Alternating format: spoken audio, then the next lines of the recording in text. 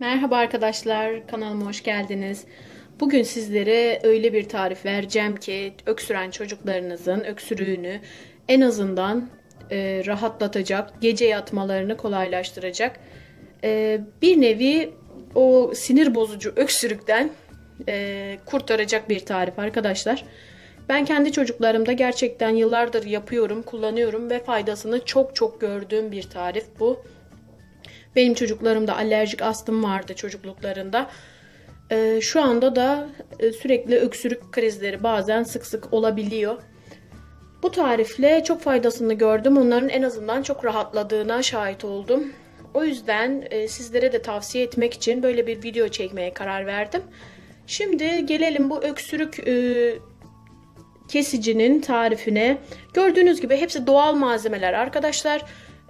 Çocuklara ilaç vermektense, öksürük şurubu vermektense böyle doğal şeyleri çok daha fazla tercih ediyorum. En azından hepsi doğal, yan etkileri çok fazla yok. 2 yaşın altındaki çocukların da kullanılmaması gerektiğini düşünüyorum. Çünkü çocukların neye alerjik tepki vereceğini bilmediğimiz için mutlaka dikkatli olun. Ve sayacağım malzemeleri de çocuklarınızın eğer alerjisi varsa kesinlikle denemeyin diyorum. Yetişkinlerde ve büyük çocuklarınızda rahatlıkla kullanabileceğiniz güzel bir tarif arkadaşlar. Şimdi malzemelerimi sayıyorum. Ona göre tarife geçeceğim. Şöyle balım var arkadaşlar. Balınız mutlaka orijinal olsun. Sahte balların biliyorsunuz bir faydası olmaz. Şöyle toz zencefilim var. Ve çörek otum var. Ve tarçın. Öksürük kesicimiz bu malzemelerden oluşuyor. Dediğim gibi eğer çocuğunuzun veya kendinizin veya yetişkin herhangi bir kişinin bu malzemelere karşı alerjisi varsa kesinlikle kullanmıyorsunuz. Onun dışında gerçekten öksürüğü gece çok kesici, çok rahatlatıcı bir tarif arkadaşlar. Gelelim yapımına. Nasıl yapıyoruz? Öncelikle şöyle küçük bir kavanozum var. Kapağını kapatıp kaldırabileceğim. Şöyle 2 yemek kaşığı balımı kavanozuma alıyorum.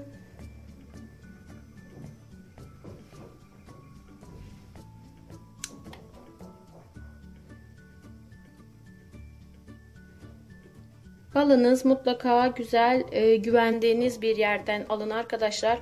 Benimki gerçekten arıcılardan aldığım güzel, orijinal bir bal. Şifasını göstermesi için orijinal olması şart. Balımızla işimiz bitti. Onu bir kenara kaldırıyoruz. Gördüğünüz gibi şimdi şöyle zencefili çok fazla koymuyoruz arkadaşlar. Zencefil çok acı olduğu için çocuklarda kullanımı biraz zor. Şöyle 1 çay kaşığı zencefil ekliyorum.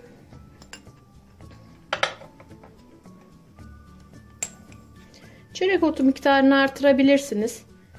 Ama ben şöyle 1,5 çay kaşığı tercih ettim. Herhangi bir zararı olmadığı için. Tarçınımızı da yine 1 çay kaşığı kullanıyoruz.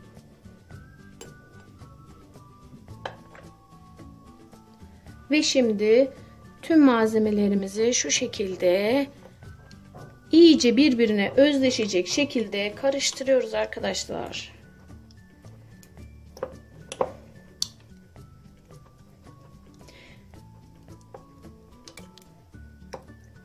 Bazı tariflerde karabiber de ekleniyor. Ama biraz acılık verdiği için ben karabiber tercih etmiyorum. Bunun da çok faydası var. Çok şifası var arkadaşlar. Kendi çocuklarımdan denediğim için çok memnunum. O yüzden mutlaka denemenizi tavsiye ediyorum. Ağır öksürükleriniz varsa, bir türlü geçmeyen öksürükleriniz varsa bu karışımdan yapın diyorum. Mutlaka evinizde bulunsun arkadaşlar. Gördüğünüz gibi bakın. Macun kıvamına geldi. Her sabah okula gitmeden önce çocuklarıma kahvaltıdan sonra şöyle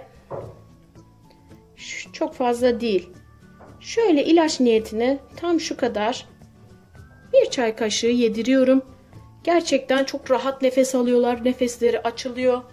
Gece yatmadan önce de şöyle yine bir çay kaşığı yediriyorum. Öksürüklerinde, balgamlarında, ciğerlerinde çok fazla rahatlama oluyor. Bununla geçirebiliyorlar. Ama eğer antibiyotik kullanılması gereken öksürüklerde ise mutlaka doktora gidin diyorum. Bunu da yan takviye olarak kullanabilirsiniz yine. Ama benim çocuklarınki doktorluk değil, herhangi bir şey olmuyor. Sadece öksürük, kuru öksürükleri oluyor kış aylarında. Bu tarifle çok güzel rahatlama sağlıyorlar.